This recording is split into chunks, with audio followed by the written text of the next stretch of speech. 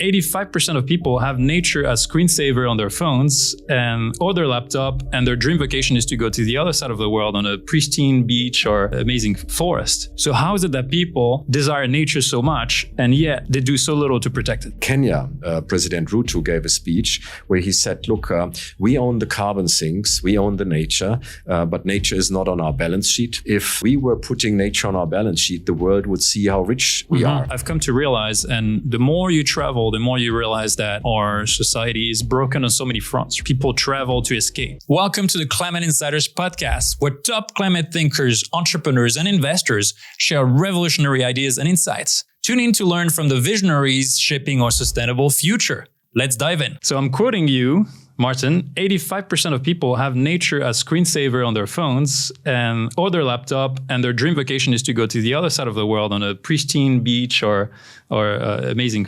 forest. So how is it that people desire nature so much and yet they do so little to protect it?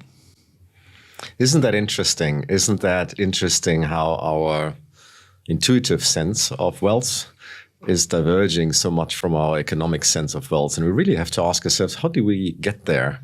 I read up a bit about it. Wealth is, of course, something that describes who we are. It describes where we are in time. We weren't always set to end up in a system where, in fact, wealth is just the sum of private assets at market prices. And that's very much the system in which we are now. And that's the system where you have to cut down the trees because it's the only way to become wealthy. There was, in the early days of the era of enlightenment, there was a conversation that wealth is in fact something that is socially bound. So you should feel wealthy if you are part of a social contract, if you have club rights. There was a moment where we said wealth is really subjective, so we can't put it in monetary terms at all. There was a conversation where we said wealth must always be linked to something that is intrinsic. And Quesnay said the only thing that is really intrinsic, the only production factor that is valuable is nature, because it gives us everything. And it's only when we have that we can apply and deploy our capital, our labor, our ingenuity. And then it turned into a world where we decided to do it just the other way around. So now sort of land and nature is the one factor that doesn't count, and it's all about capital and labor. And so now we are sitting there and we are scratching our head. How on earth did we get there? Because now it's so evident that nothing is valuable if the climate doesn't work. Nothing is valuable if we lose the web of life. Nothing is fun if we don't hear bird songs in the morning, if we have nowhere to play with our kids.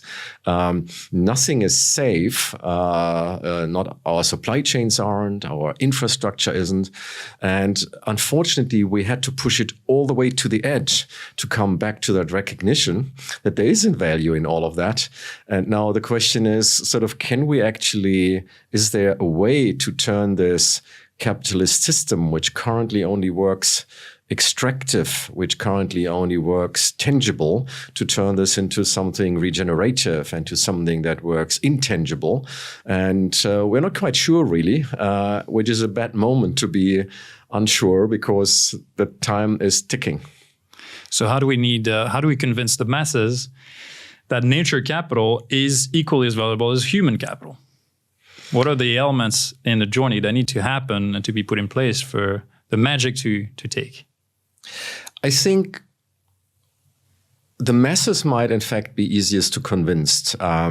It's hard to sell them a less bad shampoo with slightly less carbon footprint. I mean, my God, that reminds you that there is carbon emission related to every product I buy. Sort of don't remind me, then don't ask me to pay more for being reminded of my bad conscience. But I think people, they have an intuitive understanding that nature, attribution to nature is something of value. And so I think we could even get them there. But then very quickly we are stuck in a system that is unable sort of to recognize that, unable to create a fiction of wealth to create legal rights indexed on nature that actually help us to feel that we're holding something in our hands. And that's very much also the approach that we are trying to take. I mean, which is almost too simple to explain with our new little venture. We are trying to allow every land steward on the planet actually to demonstrate that she is building up nature capital. The ability to give every pixel of the planet an ecological passport, or in our language, a natural capital account, a digital representation in nature, so that you can see that that stock actually is still there, that you can see that this stock is increasing. So the first time it's possible for everyone sort of to show that there is value accrual happening. There is a stock. And that now changes everything, because now we have something to index our next wealth onto. And we always need to, our wealth always needs to be indexed on something. It needs to be indexed on an asset, on an underlying.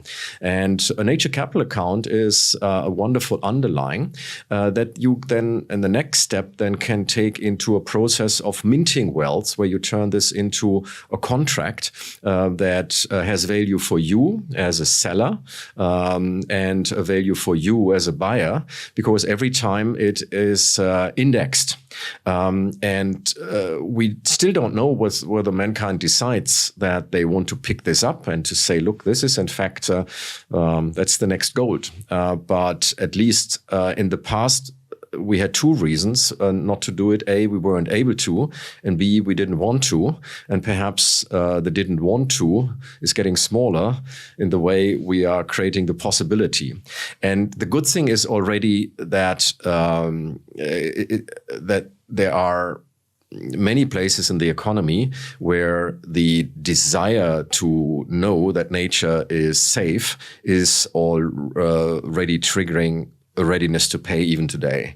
And that's, of course, everywhere where nature touches your value chain. Why would you not invest into more resilience of the suppliers and the growers of your crop? Why wouldn't you invest into water availability that gives you, that allows you to run your server farm in a dry summer? Why wouldn't you invest into the cooling function of the forests around a valuable piece of infrastructure? Why wouldn't you invest into nature to which your insurance portfolio is exposed? And so already we are starting to find out that more than we historically did, we should be actually investing into nature, not because it belongs to us, but because we need it. And so we see this more and more within value chains, but this, I think, will broaden in concentric circles, and more we will be ready to invest into nature capital. And just to get this right, so there was an era, for many centuries, everything was indexed on gold, right? So you had gold reserves, and that was defining the wealth of a country, of a kingdom. And then Nixon decided to unpeg to the gold and to peg to the dollar as the reserve, the world reserve currency. What you're trying to say here is that we should peg to nature entirely, or just one element to be taken into account when we calibrate models and evaluate the actual value of things. Yes, Bretton Woods 2.0. That's the idea. I think it's the one and the most elegant and the most fun way to solve the riddle right now. What Bretton Woods really told us before Bretton Woods, the gold standard, and afterwards the gold standard, a couple of things that are applicable now. A, that the underlying that we choose, or the collateral that we choose for a currency, is simply something that we've agreed on to be of value. And gold sort of is nothing that we need for our daily lives, and still we agreed it holds value as a store of value. So we could essentially create a social contract, a social consensus, again, what could be the underlying for the next currency. Well, and the second thing that then we learned, the dollar actually can be such an underlying, or which then again means that it is anchored in the productivity or in the products and the services that the underlying economy delivers you.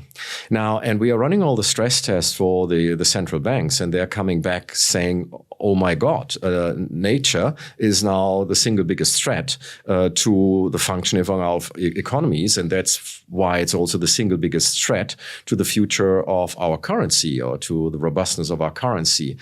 And in such a moment, it would be an interesting thought experiment to say, why imagine we could actually mint contracts or describe an underlying that we can all trust, because technology is now able to do that, and we have the verification and we have the auditability. And so we really, really trust if someone says this is a unit of nature capital. So if we could do that, would that then be a good collateral for a future currency that is correlated to human well-being?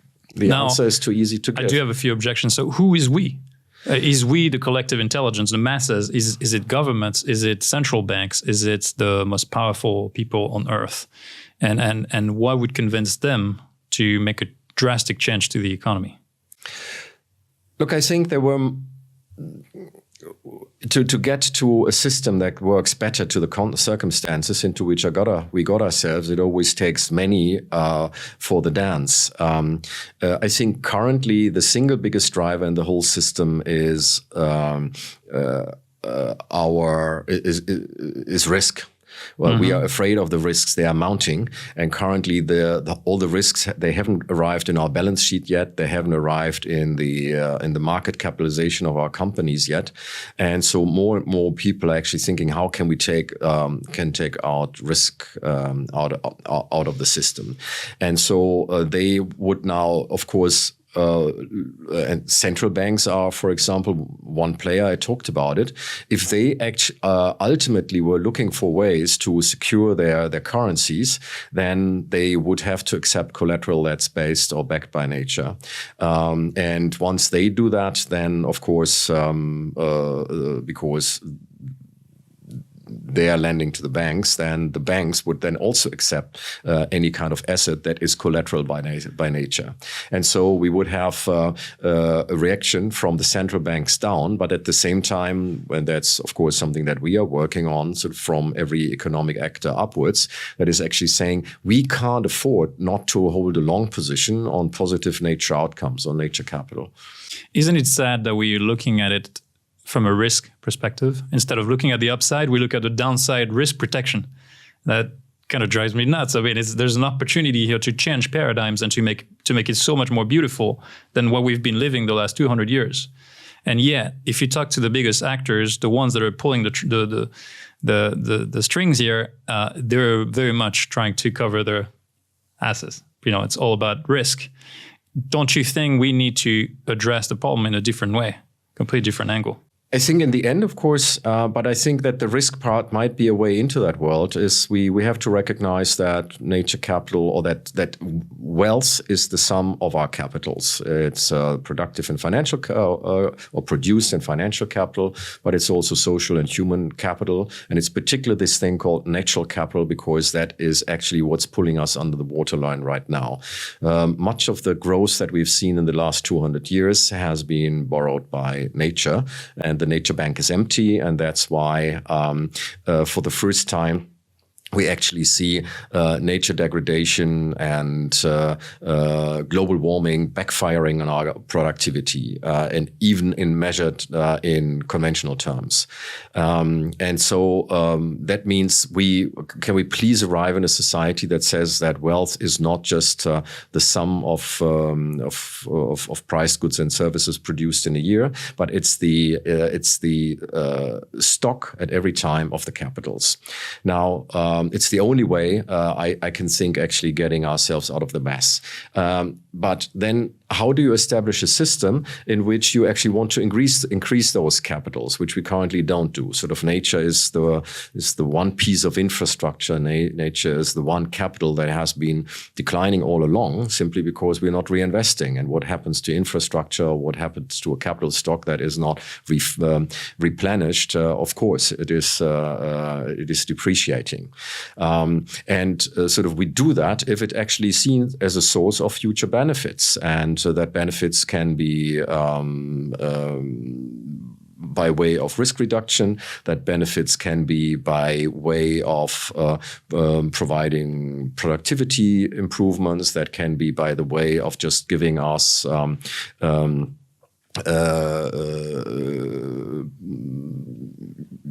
human benefit, or any kind of emotive benefit. It can give us club rights. It can give us access rights. And every time you will see nature is the source of this utility. Nature is the source of this benefit that I can get. And that is a departure from a world in which we are today, which originally was a world where we said nature is just so open-ended and plentiful that we don't have to care about it at all. It's just there. So we didn't have to think about externalities, simply because of the abundance, the unfathomable ocean and the unfathomable atmosphere. Now, then there was a moment where we said, okay, that's not true anymore. Sort of we are moving from an empty world into a full world, and we can't just carry on like this. And then we decided, which from an economics point of view seems a good idea, that we actually pay a penalty whenever we abuse it, that we pay for pollution. But that created a world where actually nature was seen as a cost. Yeah, and who likes costs? Or nature seemed as something that we have to compensate for. And that's this interim world in which we currently are, where we have to compensate for the damage that we do to it. And that, on the one hand, is a big step forward, because for the first time we start recognizing her at all, and we start putting a bit of money back into the system. But at the same time, it's just, and I think your question is alluding to that, evidently. It's just not philosophically the right way to deal with it. And it's not just me as a German saying that, in the land of Martin Luther, sort of, who said that you shouldn't compensate for your sins, but you should live with a truthful heart and recognize what is of value. So it can't be that. And the one point where we see it most is very much when it comes to our current inability to pay thriving nature without using a counterfactual. The only way for us to put money back into nature, just as a tropical forest, is by creating a counter narrative, a counterfactual, where we're saying we are creating carbon credits because otherwise it would have been cut down. So this is avoided deforestation. And I always found that difficult, not just because of Martin Luther, also because the German language doesn't have a word for the concept of a counterfactual. I always found it difficult to accept that something only has value by virtue of someone else not destroying it.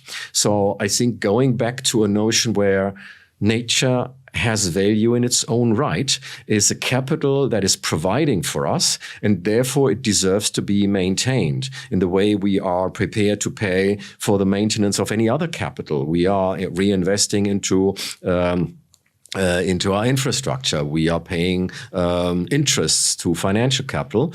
But the only capital where we don't do that is nature, unless someone tells you sort of that they are destroying it on the back of a counterfactual. And that, I think that's what you also imply, is that's where we need to get. We need to actually manage it in the way we are managing other capitals, and being able to measure it, being able to turn it into a legal right, and to mint it, and then being able to carry it around the economy as a collateral that everyone can accept, is at least a good necessary condition for this future world. And that's sort of what we are trying to build. The sufficient condition is, of course, that we all accept that and start to build that into our financial systems. And there are many ways to do that. by rating companies differently who do it, by giving them a tax break, or by actually accepting this as a collateral by banks and central banks. And creating that hard currency that can be used as a collateral that everyone can trust is a first step, and that's why we have taken it so to heart with our current work at Landbanking Group. Receive the Saturday Climate Insider, the only newsletter you need to invest in climate tech. Every Saturday, I send one actionable tip to thousands of investors and share my most precious tips and strategies. Don't miss out. Make sure to sign up today. But thanks for bringing that up. So I want to challenge an assumption. The assumption is if the economic model just considers an externality as an internality, we will solve our problems. That's the kind of the baseline assumption. What if it was not looking enough? What if our giant civilizational struggle was much more profound and this was just a symptom of it? So I've come to realize, and the more you travel, the more you realize that our society is broken on so many fronts, right? People travel to escape. There's a rise of depression, of anxiety. We are just doing more. We're just exhausting ourselves and putting all energy out to compensate for a lack of internal satisfaction. So there's too much yang in this world, not enough yin, right, from an Eastern philosophy perspective. And so what if we need to completely reset this thing, and pricing in nature is a patch, as to use your term, is dentistry. Is advanced dentistry. Decarbonization and carbon credits is just superficial dentistry, and then the nature is just a little more advanced, intervention. But what if there was a lot more of a reset to be done here? You're right, and we feel it. We all feel it. There's a big void inside of us, which we find harder and harder to fill, or more and more expensive to fill, or more and more awkward to fill. Yeah, and we are all part of that dance. So I think both on a human level and on an economic system level, there's something utterly wrong. I find it easier in my language to describe the latter. The latter is a world where we essentially have created a financial system which is indexed on our wealth-generating engine, our economies. And those economies, again, are fed by physical resources. And because the financial system needs to earn, by design, positive returns, it needs to grow.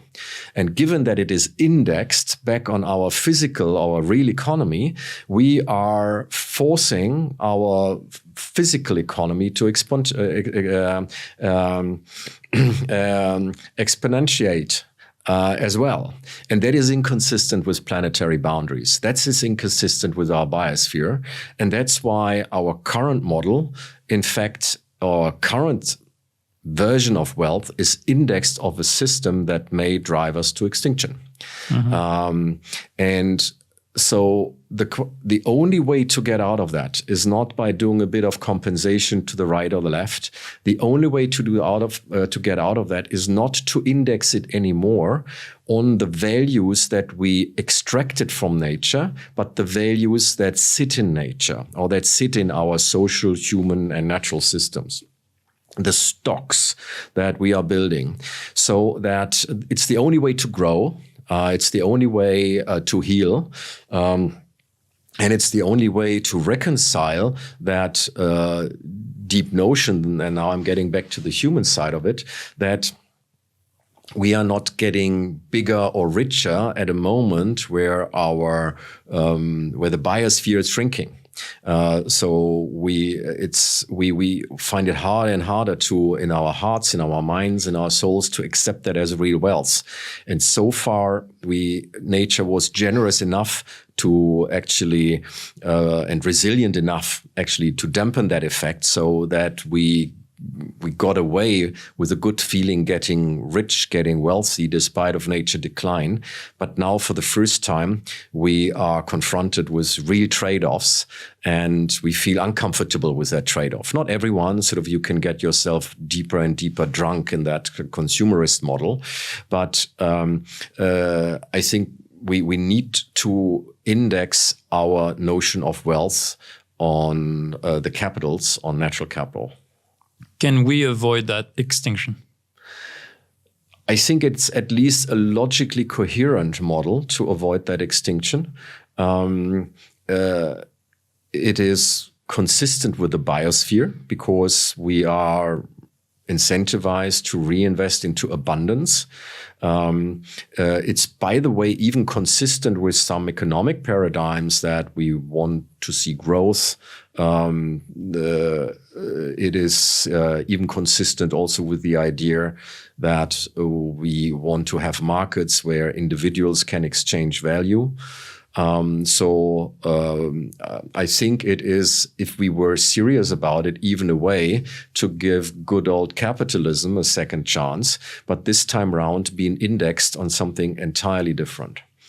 And going back to the initial question on who is going to take the initiative, is it startups? Is it your organization that might just expand because there's a desire and people jumping on board, or is it much more of a systemic value? Or in a way, will it be Darwinian with a slow evolution of the system, adopting new ways and a new axiological narrative, or is it much more of a Schumpeterian, brutal transition that's waiting, that's coming?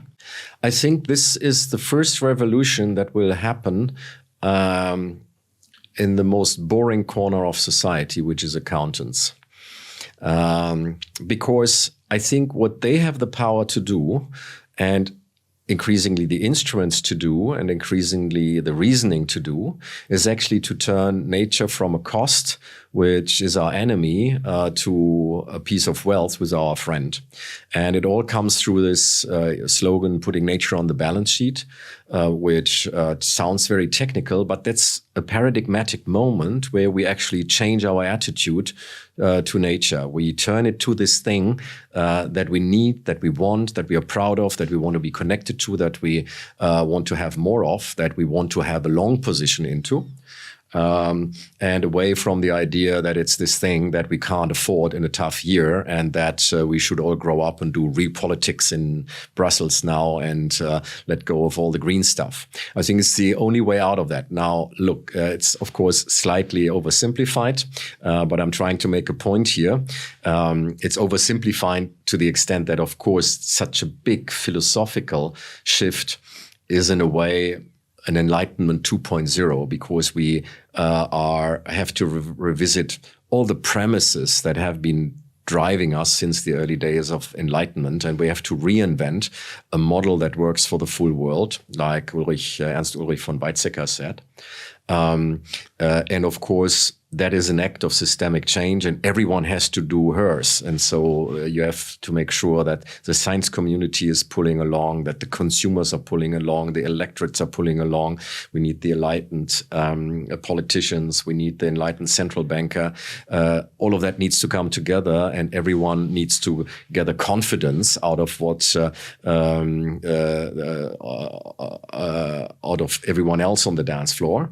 But I think the one thing that, well, sort of, if I had to choose sort of one intervention that was within reach, then it is actually accountants saying, look, there is a good reason to invest into nature, and we start recognizing a nature capital position as something, as a source of future wealth.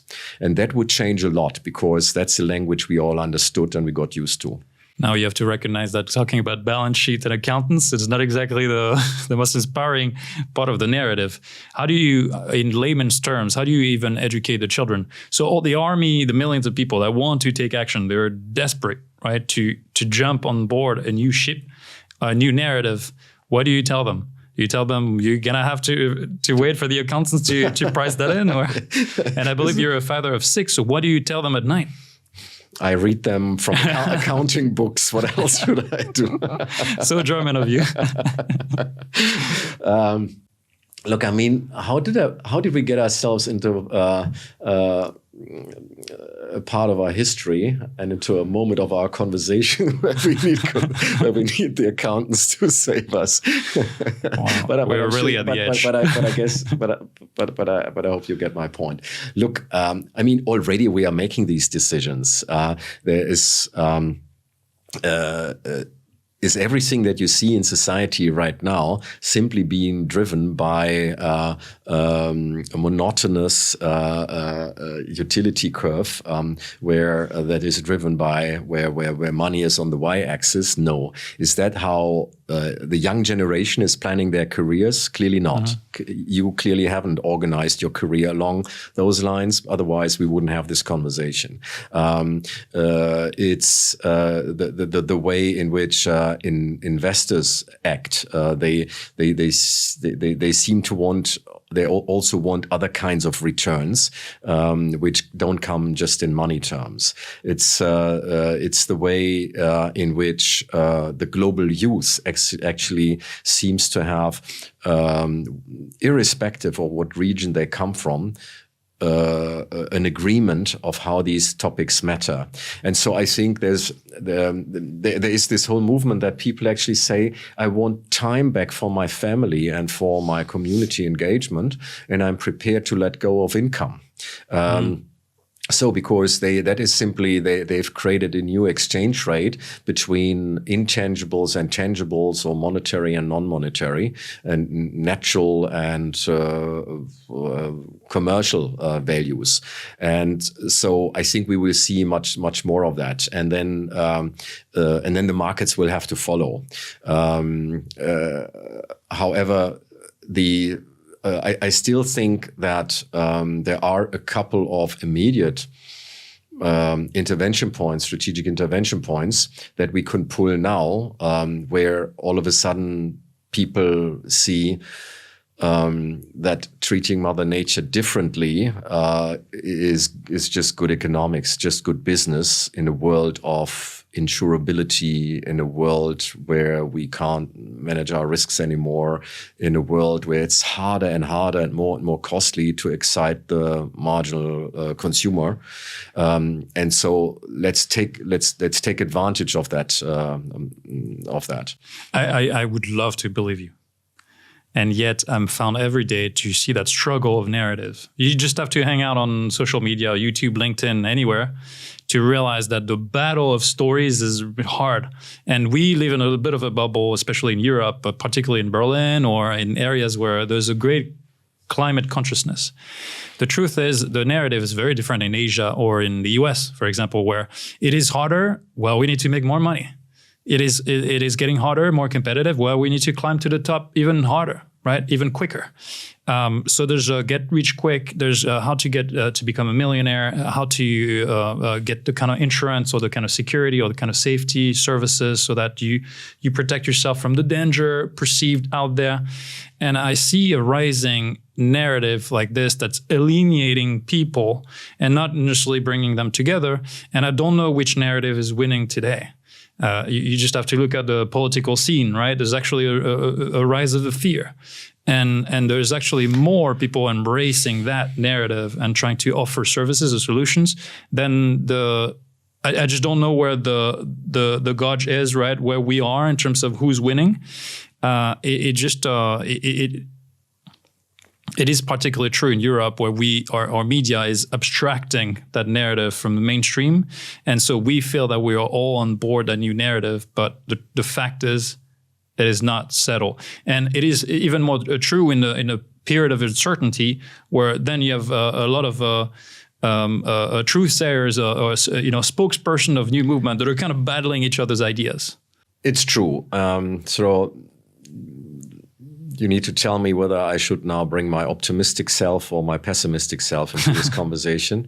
My pessimistic self says indeed that we were pretty much sobered out in recent years. Much of what we thought could happen after Paris, after the European Green Deal, did not happen. I mean, 3 years ago, we were giving each other books, Homo Deus from Noah Yuval Harari for Christmas, who actually says, look, the momentum and the force of the liberal idea is just irreversibly strong. The whole world wants to live our model. And so we will see a convergence in the way we are organizing societies. And that's exactly the opposite of what we are currently seeing. We see a major concourse between different ideas of how to organize our societies. The Economist was full of that last week, where they showed how values actually start diverging between the different regions of the world, and where we are increasingly isolated with the Western model. So, and we thought that this Western model is then also our conveyor belt of all these multilateral ideas like climate action, etc., into the world. That is not true anymore. I think a more positive view of this is that we could say, look, societies have come under stress, and that's how a society reacts under stress. And so at least it's a recognition that something big is happening here. We can't ignore things like climate change much longer. But then also more materially, I think it's also an opening to redefine our relationships differently. It's a forcing device to get ourselves out of our hypocrisy. And there are some really interesting observations that at least I have made, which I took to heart. There is a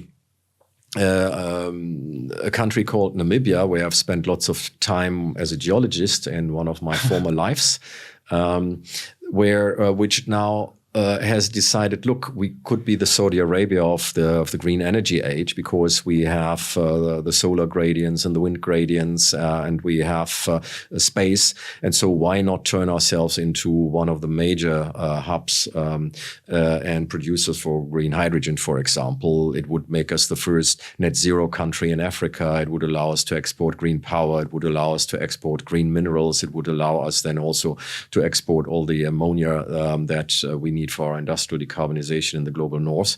And it's an opportunity for us to meet again after hundreds of heavy colonial years at eye level and being recognized.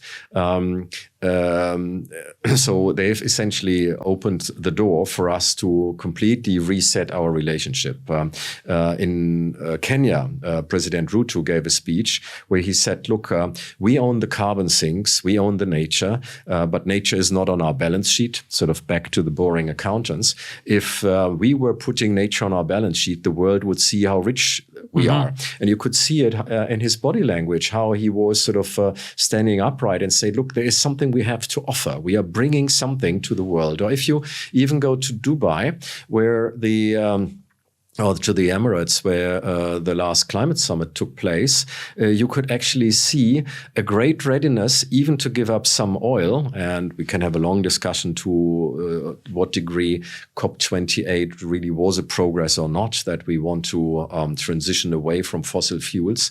But you can actually see a readiness to transition because they want to be seen as one of the leading, most modern civilizations that we have. And all of these are open invitations for us to redefine our relationships to them. But it's also an indication that some of the good energy that we need for this process might in fact come from countries which are not 100% following the European playbook. And so yes, it's a very difficult moment, and currently it's easier to tell a story how more and more of this old cutthroat downward spiral competition is actually destroying some of the of our transformative vision. But I think there's also an opportunity to recognize that that there is an openness, but it would require us to also redefine our partnerships to these countries. Enjoying the podcast? Make sure you don't miss an episode by subscribing to our YouTube channel. Click the subscribe button now and stay updated with the latest in climate tech. We're speaking how the role of consultants, and I always wonder whether you're saying it's a sharp knife, McKinsey, right? Or consulting is just a tool to entertain a certain system. And I always wonder, maybe that's the revolutionary mind in me that wants to sort of kind of not wipe them out or set them aside, but considering that they might hinder profound transformation because they're too used to entertain a certain system. And I always wonder whether we need to sort of instill in the brains of certain people in control a new perspective so that they will transform McKinsey into SYSTEMIQ, or they will transform Total into a decarbonization company, or they will take Shell and dropping people at the board might actually operate a profound transformation. Or you were talking about Norway, how the Norwegian government doesn't seem, risk friendly enough to embark the entire nation, and they do have the capital to do this and to be at the forefront of a profound transformation into a green new paradigm. So I wonder whether it's convincing a handful of people in those organizations, or rather it's making room for the new and then starting whole new organizations and empowering people that have no vested interest to take over control and operate. It's the age-old question of whether change comes from incumbency or whether change comes from the outside. I think there's more evidence for the latter than for the first. We always wished that you can actually drive change by incumbency simply because the leverage in the agency is so strong. And you could also argue that if you de-risk yourself from some of the old risks, then of course the absolute capital advantage is so much bigger for a big company, but we do not seem to see this right now. And back to your question, what role does consultancy play in it? And I secretly hear that you're asking me why did I quit? I think there's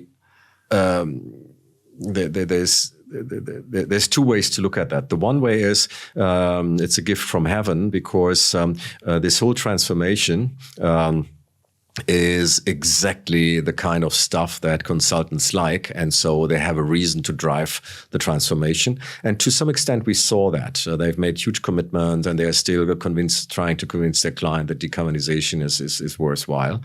The other way to look at it is that you are client-centric and not system-centric, to use the language we had a moment ago, and that as a consultant, you're not a risk taker. And we've seen very few models where the consultants actually are prepared to carry the full risk that actually sits in this transition, simply because you are that's not who you are, and you're also too much married to the interest of your big clients.